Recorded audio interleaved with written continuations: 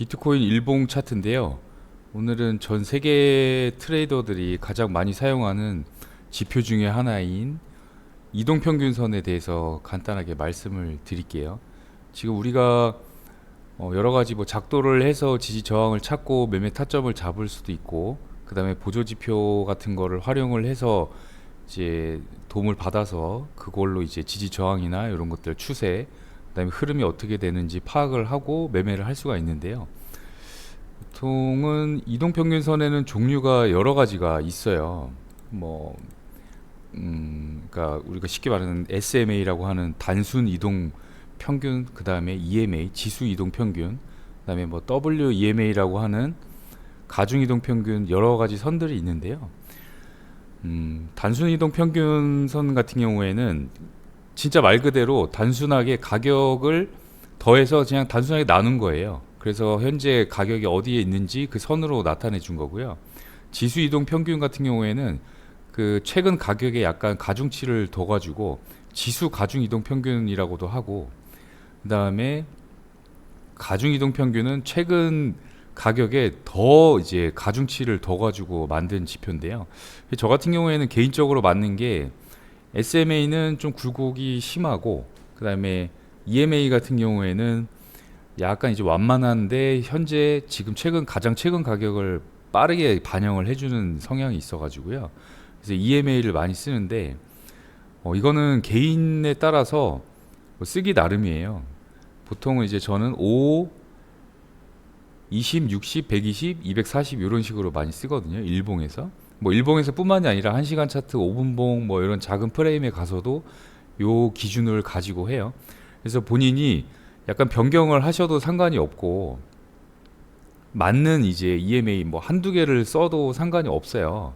그래서 저 같은 경우에 이제 장기 이평선과 60, 120을 이제 중기 이평선, 그 다음에 5, 20을 단기 이평선 정도로 파악을 하는데요.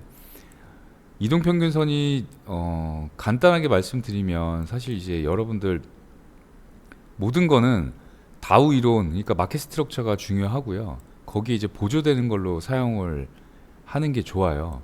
단순하게 진짜 이동평균선이 여기 아래 여기 데드크로스라고 하는데요. 단기 이평선이 데드크로스 났다고 바로 뭐 매도 방향을 잡거나 바로 또 올라탔다고 해가지고 이런 개념으로 물론 사용해도 트레이딩 확률은 올라가긴 하지만 완전히 아예 없는 것보다는 올라가죠. 그런데 이제 기본적으로 설명을 드리자면 이제 장기 이동 평균선 가장 긴 거죠. 저는 이제 240으로 맞춰놓고 쓰는데 200일로 맞춰놓고 쓰시는 분들도 있고 여러 가지예요. 그거는 이제 본인에 맞게 쓰시면 되고, 저 같은 경우는 이제 240으로 맞춰놓고 쓰고, 여기 위에서는 거의 이제 매수 방향만 봅니다. 매수 방향. 그리고 하락 추세일 때는 보면은 이게 역배열이라고 하죠. 모든 이평선이 이제 데드 크로스가 나가지고 제일 짧은 여기 파란색 이평선이 제일 아래에 있고, 그 다음에 순서대로 긴 이평선 순서대로 이렇게 배열이 되는 상태를 역배열이라고 해요. 이 상태에서 이제 매도만 보는 거예요, 주로. 그래서 여기서 이제 중요하게 보셔야 될 거는 모든 보조지표나 어떤 가격 형태도 그렇고 마켓 스트럭처적으로도 봐도 모여 있는 구간에서는 한쪽으로 방향이 터져요. 그러니까 수렴하고 발산을 한다 그러거든요. 그래서 이동평균선도 사실 모여 있는 부분을 집중해서 매매를 하시면 돼요. 이 벌어진 거를 선과 캔들 사이가 벌어진 것도 이격도라고 하고요. 그 다음에 선들 자체가 벌어진 이 간격을 보고 이격도가 벌어졌다 아니면 이격도가 없다 이렇게 표현을 하거든요. 그래서 수치상으로는 뭐 이론상으로는 그런 것들이 있어요. 상승 중일 때는 뭐 106% 이격도가 벌어지면 다시 붙는다. 하락일 때는 마이너스 98% 정도가 되면 다시 붙는다. 이런 뭐 통계를 내놓은 자료도 있긴 한데요. 그게 꼭 100% 다 맞는 건 아니고 적절히 이제 보면서 매매를 하셔야 되는데, 일단 우리가 추세를 파악을 하는 용도로 쓰는 게 제일 좋아요. 내가 여기서 세밀하게 타점을 잡아가지고 매매를 해야겠다 이것보다는 추세가 지금 이격도가 점점 커지고 있네, 벌어지고 있구나. 그러면 아까 제가 좀 전에도 말씀드렸다시피 벌어지면 붙어요. 수렴과 발산을 계속 반복적으로 하거든요. 여기도 보면 이동평균선들이 이렇게 모였다가 갑자기 이렇게 발산을 하죠. 그러면 이격도가 벌어진 부분에 대해 지점에 가면 이게 무한대로 계속 벌어지는 게 아니라 한쪽으로 모이게 돼 있거든요. 그랬다가 다시 발산을 하고 또 모였다가 발산을 하고 이런 추세의 용도로 파악을 하시면 좋아요. 요걸 5분봉에 가서도 볼까요 한번?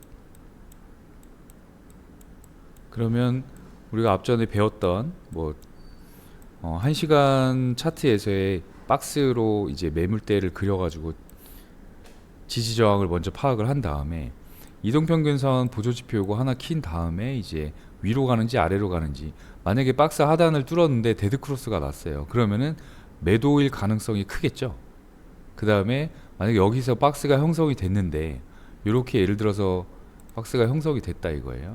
그런데 이동평균선도 단기 중기가 먼저 골든크로스가 나고 그 다음에 상단 박스 상단 매물대를 여기 뚫으면서 올라가죠.